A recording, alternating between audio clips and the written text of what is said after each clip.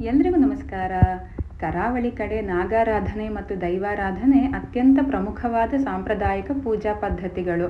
ಇದು ಇಲ್ಲಿನ ಜನಜೀವನದ ಜೊತೆ ಆಳವಾಗಿ ಸಂಪರ್ಕ ಹೊಂದಿದೆ ಅಂತಲೇ ಹೇಳ್ಬೋದು.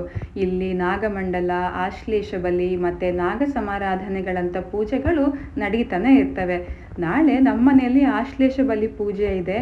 ಈಗ ಅದರ ತಯಾರಿ ನಡೀತಾ ಇದೆ. ಮನೇಲೇ ಪೂಜೆ ಇರೋದ್ರಿಂದ ಕ್ಲೀನಿಂಗ್ ಕೆಲಸ ಜಾಸ್ತಿನೇ ಇರುತ್ತೆ. ಮನೆ ಸುತ್ತಮುತ್ತ, ನಾಗಬನ ಸುತ್ತಮುತ್ತ ಎಲ್ಲ ನಾವು ಮೊದಲು ಕ್ಲೀನ್ ಮಾಡ್ಕೊಂಡ್ವಿ. ಆಮೇಲೆ ಪೂಜೆಗೆ ಬೇಕಾಗಿರೋ ಹೆಚ್ಚಿನ ಐಟಮ್ಸು ನಮ್ಮ ತೋಟದಲ್ಲೇ ಸಿಗತ್ತೆ. ಮಾವಿನ ಎಲೆ, ಬಾಳೆ ಎಲೆ, ಹೂವು, ಕಾಯಿ, ಎಳ್ನೀರು, ಅದನ್ನು ನಾನು ನಿನ್ನೆ ವ್ಲಾಗ್ನಲ್ಲಿ ತೋರಿಸಿದ್ದೀನಿ ಕೂಡ.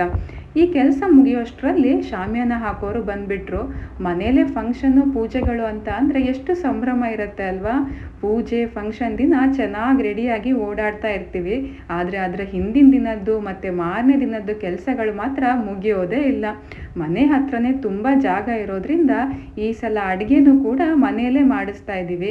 ಅದಕ್ಕೆ ಬೇಕಾಗಿರೋ ಐಟಮ್ಸ್ಗಳು ಕೂಡ ಬಂದಿದೆ. ಮತ್ತು ಇಲ್ಲಿನ ಸೆಕೆ ಅಂತೂ ಕೇಳೋ ಹಾಗೆ ಇಲ್ಲ. ಊಟ ಇಲ್ಲದೆ ಇದ್ರೂ ನಡಿಬಹುದು, ಆದರೆ ಫ್ಯಾನು, ಕೂಲರು ಇಲ್ಲದೆ ಇರೋದಕ್ಕಂತೂ ಸಾಧ್ಯನೇ ಇಲ್ಲ.